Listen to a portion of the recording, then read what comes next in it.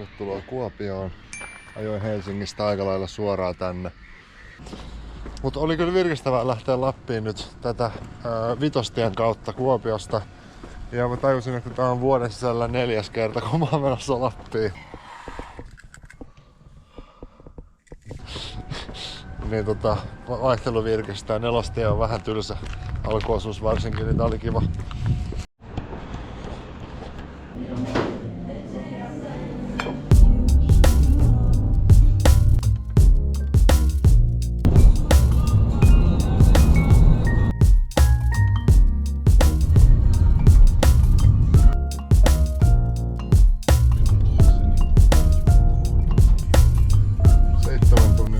Suhteellisen fyysinen ja nyt ollaan perillä ja maisemat on aika hyvä.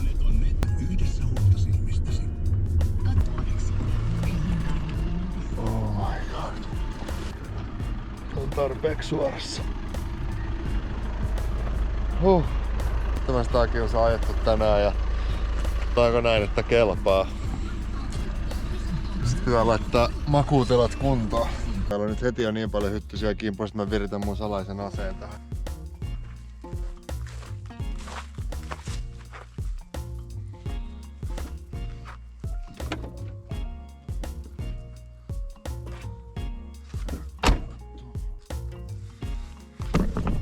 Siinä on. Ei ainakaan niin helposti pääse. Se haittaa, vaikka se ei ole ihan tiukka noista sivuista, silti ne tulee tohon noin. Ei ne osaa niinku suunnistaa tuonne sivuille. Jossakin on yksi. Tää on mun ja Emilian retkiviini. Mä ostetaan tätä aina tämmösillä retkeilyreissuilla.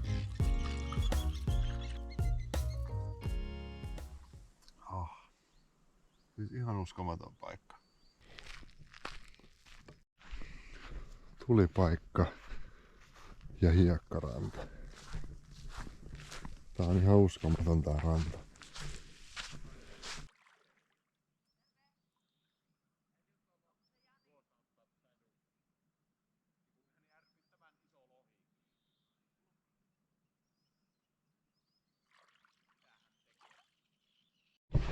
Nyt vetäydytään kyllä tonne. Ja huomenna aamulla pitäisi ukkostaa ja sataa, niin katsotaan minkä verran tästä vielä ehtii nauttia, mutta ainakin nyt illalla vielä ihan chillisti tässä.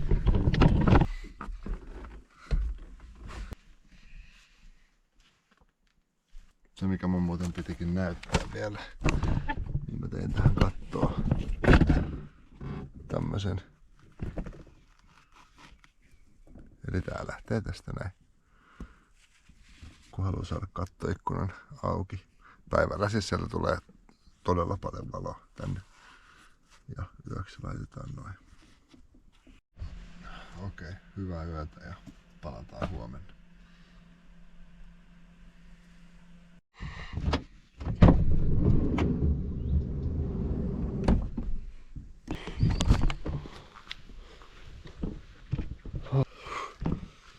En tiedä ukkostiko, mutta satanut on ainakin. Ja suhteellisen viileä, mutta nukuin ihan ok. Musta tuntuu, että eka yö pakussa ei ikinä oo mikään semmonen. Mutta toivotaan, että tästä paranee. Kun tottuu ja kun väsyttää jatkuvasti ehkä vähän enemmän. Nyt aamu palaa ja ihan rauhallinen aamu. Ei oo kyllä kiire mihinkään.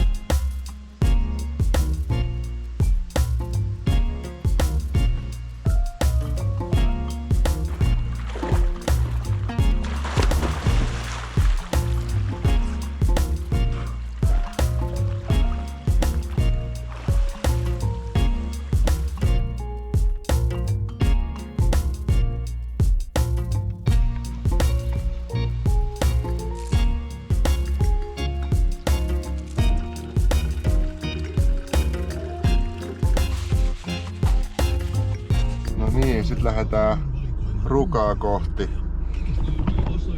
Let's go!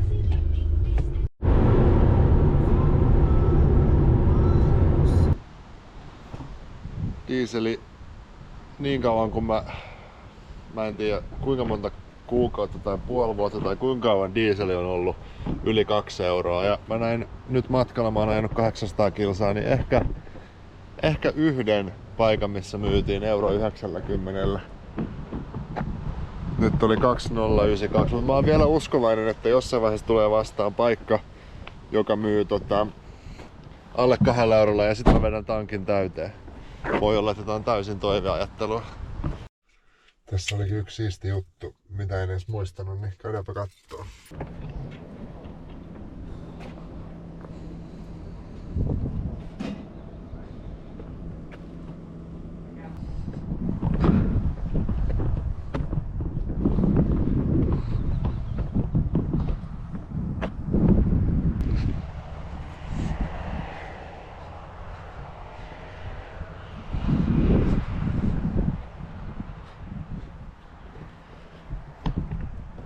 Tää on vähän niinku jostain kauhuleffasta.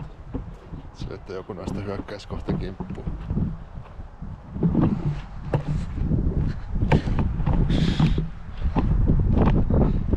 Tänne keskelle.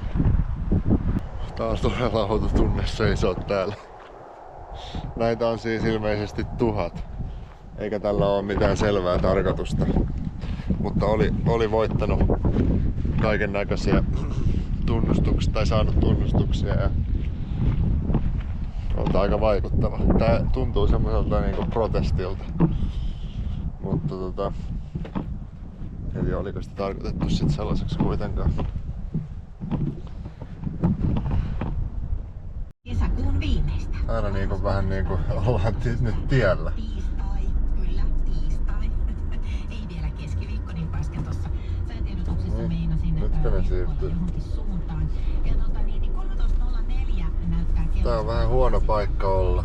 Mennään vielä yhdessä tätä tiistaista päivää. Meppä johonkin. David Tyler ja Nile Meppä Rodgers johonkin. Talk to Me tulee tuohon seuraavaksi sitten Alan Walker. Ei, mutta Alan Että. Walkeria.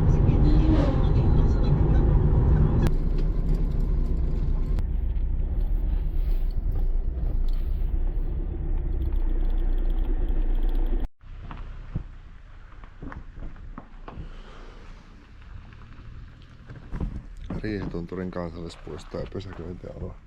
Tästä lähtee vaellusreitit ja suhteellisen tasaiseen kohtaan sai tän. Jos vertaan tonne, niin tässä on ihan melkein. No toi Senko on selvästi vähän alaspäin näin, mutta parempi myös noin päin. Ihan poikki. Oho. Tämän päivän hyttysverkkopykäykset pitää olla astetta aggressiivisemmat, koska nyt niitä oikeasti on ihan kunnolla. Nyt ei ole juuri mitään, mistä ne pääsee. Joudun laittaa ovet kiinni, kun rupes sataa, mutta vaikka sade on vähän ärsyttävää, niin tää on kuitenkin aika tunnelmallista olla täällä ja kun nuo ropisee tohon.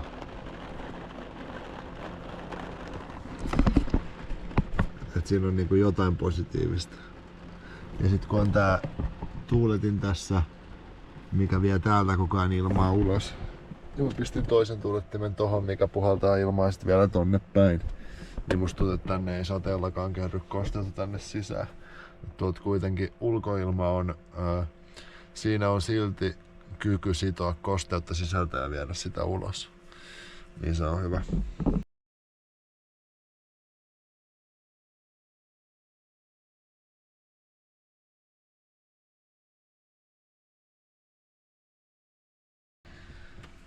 No niin, Riisitunturilta hyvää yötä ja huomiseen. Aamulla käydään kattoo Riisitunturin hienoin nähtävyys. Ja katsotaan mitä muuta päivä tuo tullessaan.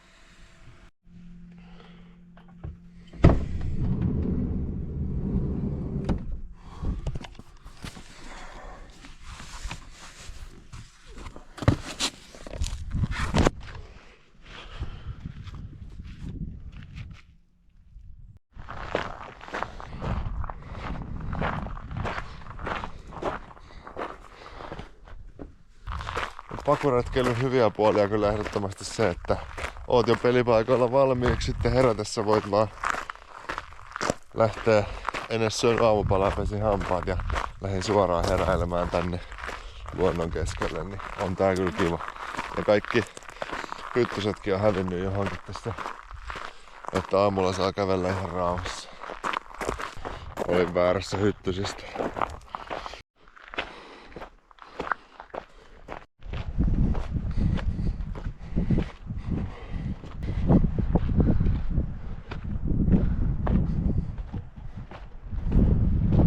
Erämaista seutua, mutta hyvin tasasta. Muutamia kumpuja siellä täällä. Ihana tuuli, ei hyttysiä, ei mitään. Ikkunalampi 0,6.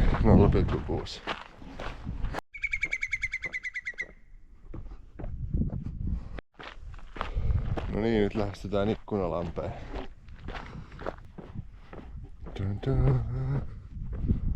Oho. Onpa hienosti toi. Tää on ihan niinku Infinity Pool.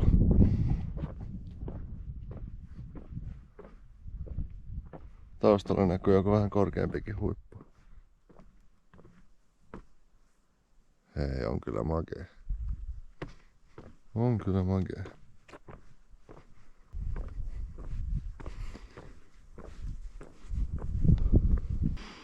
Siellä näkyy horisontissa hienot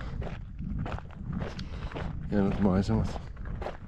Onko siellä joku hiihtokeskus? Mun mielestä näyttää, että siellä hissit kimaltelisi tai jotain.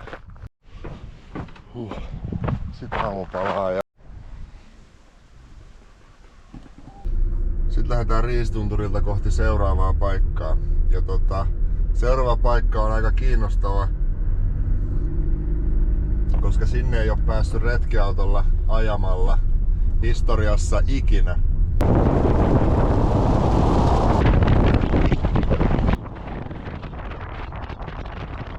Nyt ollaan niinku kunnon Lappi-hommissa.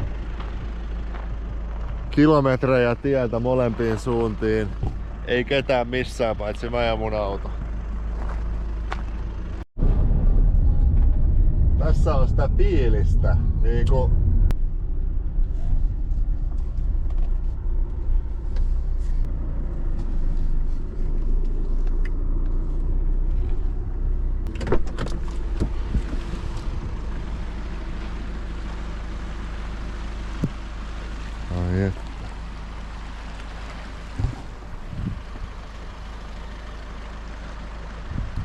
ihan oikeesti. Vau.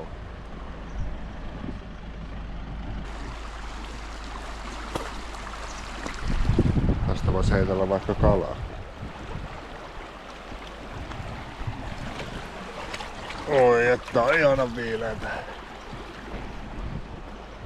Nyt ollaan vielä nimittäin Lapissa, kohta ei enää olla.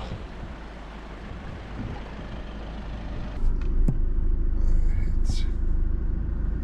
Jos mun täältä yrittää.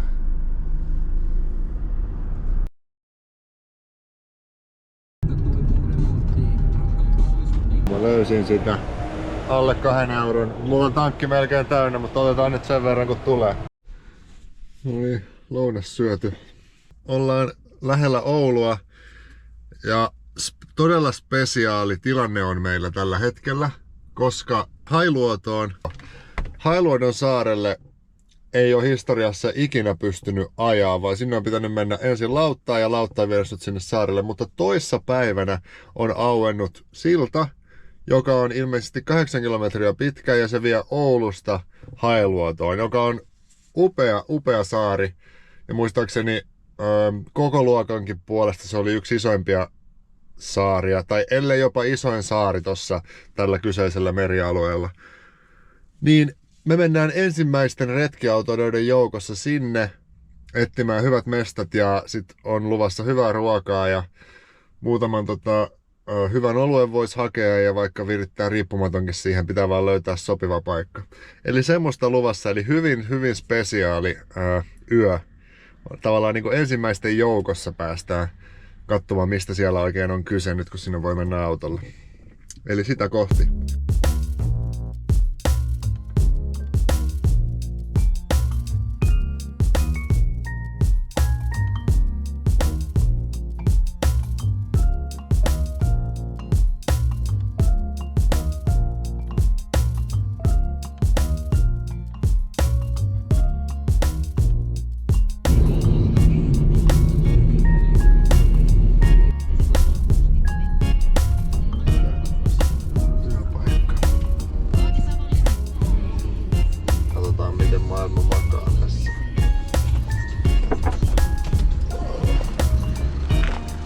On aika tasainen.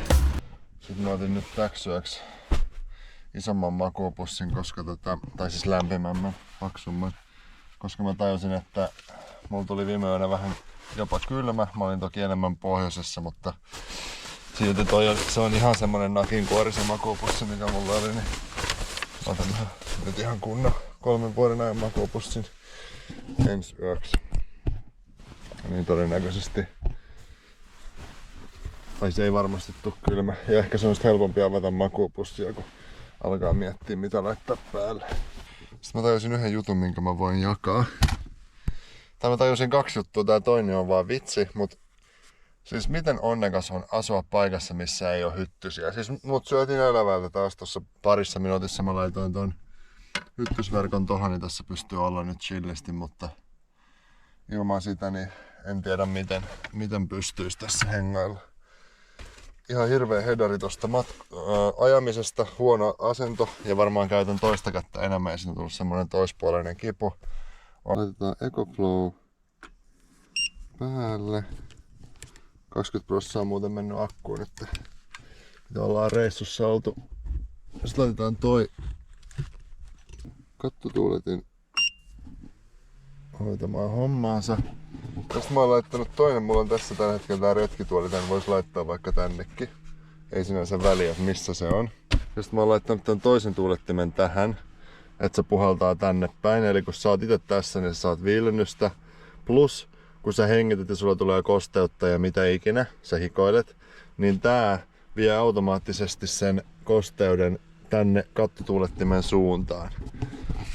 Eli se on ollut todella hyvä ja joskus nämä materiaalit, mitä täällä retkiautossa on, niin niissä voi olla vähän semmonen, täällä on kaiken näköistä ja ne yhdessä, varsinkin kun tää on seissyt hetken täällä paikallaan tää ilma, niin se voi olla vähän semmonen tunkkanen.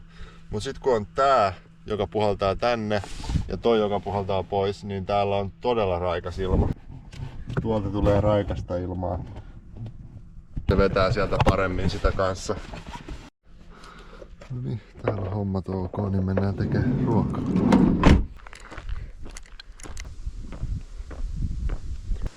Mutta hyvää kesää. Tää on parasta tomaattikeittoa, mitä saa valmiina.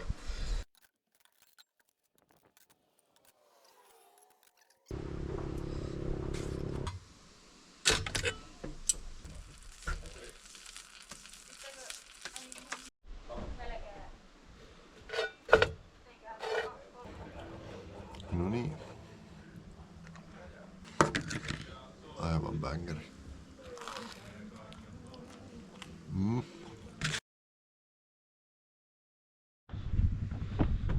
Parkkis on tossa, missä nukun ja lintutornin päällä näyttää tältä.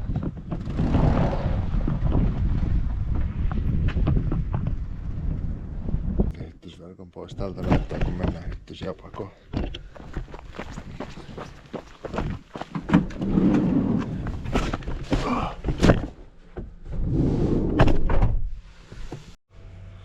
Oho, nyt nukkumaan. Oho, hyvä yötä.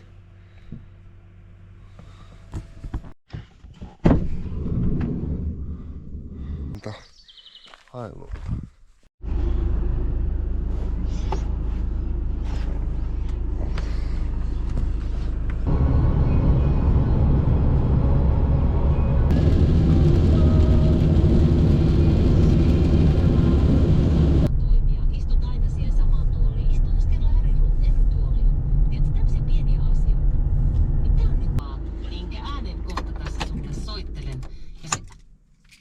Oh.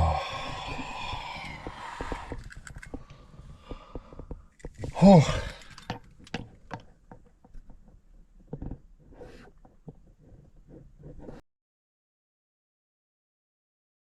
Mä tajusin ihan lähtien yleisesti niinku retkiautoilusta ja siitä, että aika usein kun on ylipäänsä tää auto, niin on semmonen jotenkin tarve, että pitäisi lähteä.